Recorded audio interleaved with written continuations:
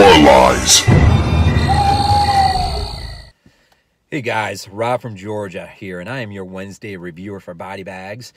And in this first week of December, I will talk just for a few minutes about the movie Nightflyers from 1987.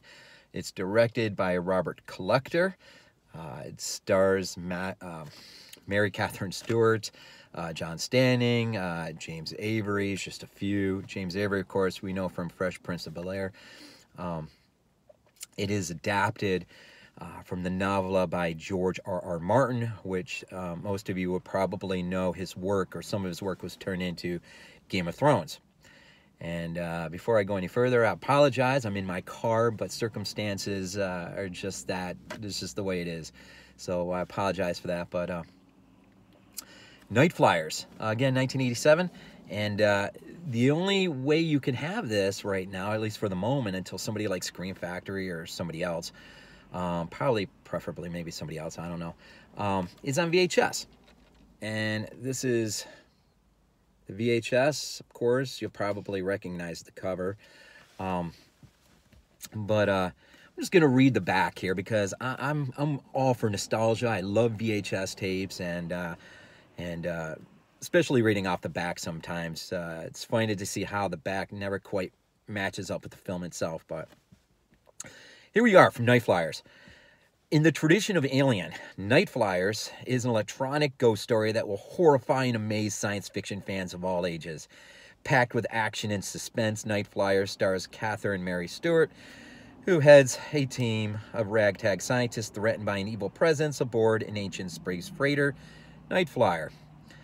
Terror grows as a series of deadly accidents begin to claim the lives of the mission members. Rock stars Michael Desbars makes his screen debut as a tormented telepath who's the crew's only hope to save them from their terrifying destiny. Take off with Nightflyers, the incredible journey that soars beyond the limits of high-tech terror. Actually, that last word was horror, but I wish this movie soared as high as this. It's not bad, though. I mean, it's interesting. At the beginning of the film, as the crew is arriving at the spaceport, I think it's the Avalon spaceport, to get on their ship, it's really headed by a professor he's been studying for years. I can't remember if it was like 20 years or something. But he's in search of this intelligent entity, and he believes exists out there. And so he basically rents them a space freighter, which has some sketchy past at best, but it's cheap.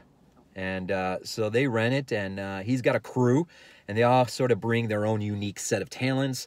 Of course, the one I mentioned off the backs of this VHS box, the telepath, played by that rock star, Michael Desbars. And but this he's not the only one that can telepath. Apparently, they can mind read a little bit, depending on your class level of where you've attained to.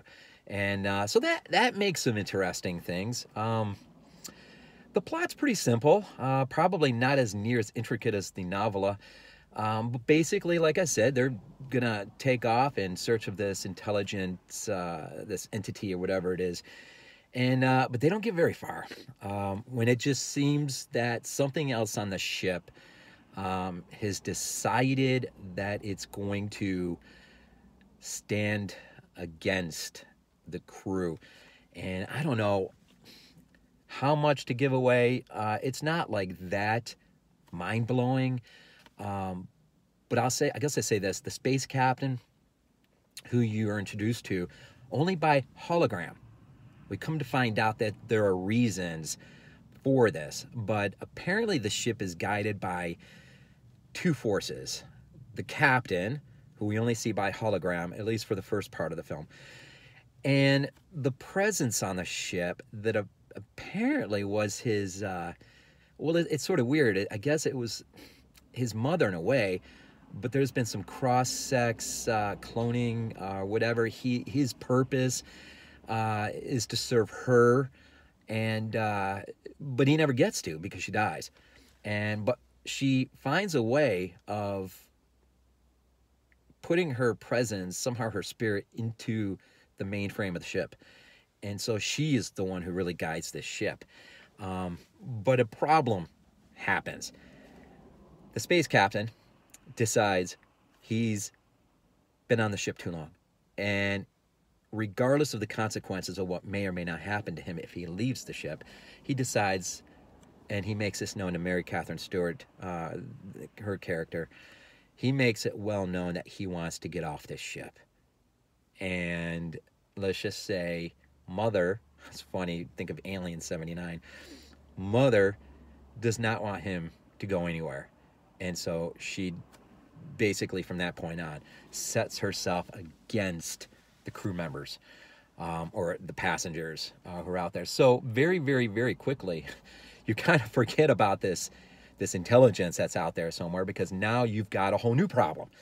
And so that really becomes the main, I guess, the main crux of the film. Now, in the very beginning, in terms of the special effects, really, I mean, for 1987, I mean, you can look to earlier science fiction films and just see that this is really, really subpar stuff.